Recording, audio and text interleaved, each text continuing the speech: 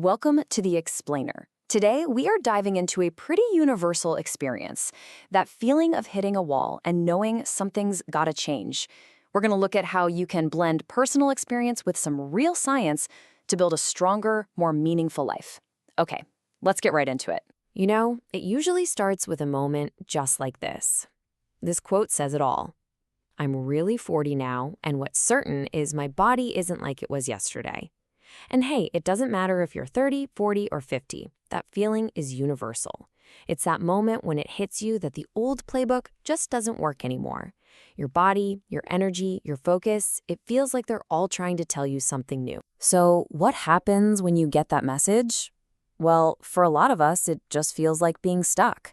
And that feeling, that's the real catalyst for this whole journey. This is where we're going to dig in and explore what's actually happening under the hood, both in your body and your mind. Yeah, internally, feeling stuck can quickly turn into a full-on battle with yourself. As one person put it so well, my ego is the enemy. This is when that inner critic just gets so loud, right? It leads to this nagging sense of failure and frustration because you can't just power through like you used to. And man, is that an exhausting fight. Okay, so let's connect that internal fight to what's happening in our bodies, because these feelings often have a very real physical source. We're talking about the classic signs of hormonal imbalance, and yeah, especially low testosterone, which, by the way, affects both men and women. Things like being tired all the time, that frustrating brain fog, mood swings. Look, it's not just in your head. It's a physiological shift that you can actually do something about. But here's where it gets really interesting. It turns out our brains can be kind of sneaky. You see, the sensation of being tired, that mental fatigue, often shows up long before your body is truly physically spent. Your brain is basically trying to protect you, hitting the brakes while you've still got gas left in the tank. Just realizing that this mental barrier exists is the first huge step to pushing right past it. All right, so we've kind of diagnosed the problem. Now what? Well, this next part is all about action. We're officially moving from just understanding the issue to building a powerful physical foundation, all grounded in science, to get our energy and our strength back. So the first big idea we need to grab onto is body recomposition. And I want you to forget the phrase losing weight. That's not the goal. The real goal is to completely change your body's makeup, to drop fat while you're gaining lean muscle. This has nothing to do with the number on the scale. It's all about building a stronger, healthier, more efficient engine for your body. So, how do we do it? Well, it all comes down to these 4 pillars that have to work together. You need some cardio to help burn fat. You absolutely need resistance training to tell your muscles it's time to grow. You need a slight calorie deficit to encourage that fat loss. And this one's critical, you need enough protein to give your body the actual building blocks for new muscle. You can't just do one, they're a team. Now, let's zoom in a bit. On a cellular level, what we're actually trying to do with weight training is trigger a process called muscle hypertrophy. This is literally just the growth of your muscle cells. It's not magic, it's biology. You create tiny tears in your muscle fibers when you train, and then your body rebuilds them bigger and stronger than they were before. Pretty cool, right? Okay, so how do we get the most bang for our buck? Well, the science can get complicated, but it really boils down to pulling these 3 main levers. First, there's volume. You're aiming for about 10 to 20 challenging sets for each muscle group per week. That's a huge driver. Then, load. You want to use a mix of heavy weights for low reps and lighter weights for high reps to hit all the different muscle fibers. And finally, protein. You got to eat enough of it, around 1.6 to 2.2 grams per kilogram of your body weight, to supply the raw materials for all that repairing and growth. But look, a strong body is only half the equation. It's time to talk about the second front in this battle, the mind. Now we're going to explore how we can use some ancient wisdom and modern psychology to build the mental toughness we need to actually stick with all this physical work. We can start with this really profound idea from the Roman emperor and Stoic philosopher Marcus Aurelius. Stoicism teaches us to stop fighting against reality and instead to reframe it. What if you saw every single challenge, every setback, not as something blocking your path, but as the path itself? And the core practice of Stoicism is this incredibly simple but totally life-changing idea. It's all about separating what you can control from what you can't. What other people do, what happens in the world, the past, all that is outside of your control. But your choices, your effort, your reactions to things, 100% yours. That's where you put your energy. And you see this idea pop up everywhere, even in modern reflections. This German phrase, which translates to, "Your obstacle is your way," just nails that Stoic concept perfectly. The hurdles we face aren't in the way of our progress.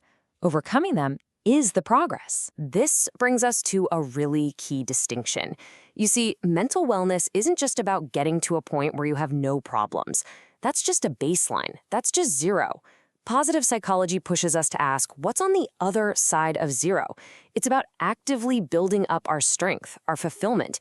It's about learning to thrive. So how do you actually do that? Here's a super powerful, super practical exercise you can try.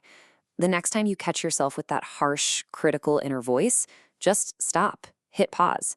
Now pretend it was a good friend of yours who made that exact same mistake. What would you say to them? You'd be kind, right? Supportive. Now actually say those words out loud to yourself.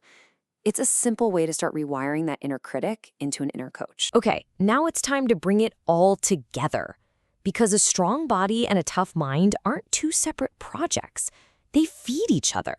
They create this amazing, powerful upward spiral where each one makes the other stronger. And here is a perfect science-backed example of how that works. Just look at how mental stress becomes a physical problem. When you're stressed all the time, your body pumps out the hormone cortisol. Too much cortisol can actually damage your mitochondria. Those are the little power plants inside your cells. When they're damaged, they produce less energy. And what's the result? You feel it as physical and mental burnout.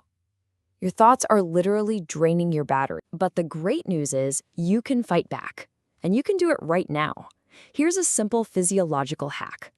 The next time you feel stressed or overwhelmed, I want you to consciously slow your breathing way down. Aim for just 4 to 6 breaths per minute. This simple act flips a switch in your nervous system, taking you out of that frantic fight-or-flight mode and into the calm rest and digest state.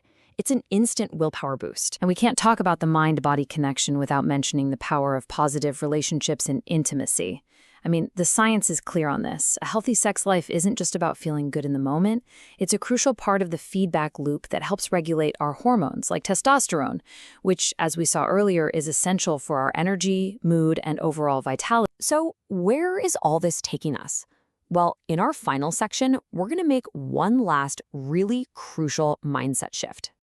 We're going to move away from trying to reach some finish line called fixed or happy, and instead focus on building a system for a resilient, always improving life. And this right here is a real game changer, the difference between goals and systems. Think about it. A goal is about winning the game, a single event. But what happens after you win? The game's over. A system, on the other hand, isn't about winning. It's about building a process that allows you to keep playing the game, to keep improving forever. It's a cycle of endless refinement. And this leads to a kind of paradoxical idea. Real, lasting progress comes from almost goalless thinking. It's not about being obsessed with one specific outcome. It's about committing to the process. It's about falling in love with the daily grind of just getting a little bit better. Because ultimately, your commitment to that process is the only thing that's going to determine your progress. So we'll end on this. If it's true that the quality of your life is a reflection of the questions you ask yourself, then this whole journey to resilience really starts with just asking better questions. It means shifting from, why am I so stuck, to what's one small thing I can do today? Shifting from, when will I finally be happy, to how can I build a system that creates fulfillment? So, what questions will you start asking yourself today?